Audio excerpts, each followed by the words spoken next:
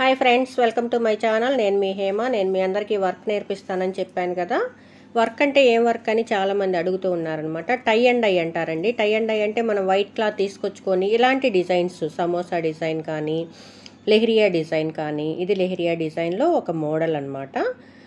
Diamond design కానీ, bandhani designs కానీ, ఇలాంటి డిజైన్స్ చాలా వరకు నేను మీకు నేర్పిస్తానండి.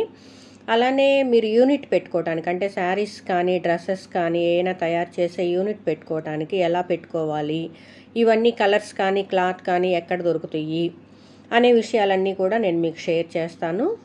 మీకు ఇందులో మీరు టై అండ్ డైలో ఒక 20-25 డిజైన్స్ దాకా నేను మీకు నేర్పిస్తానండి.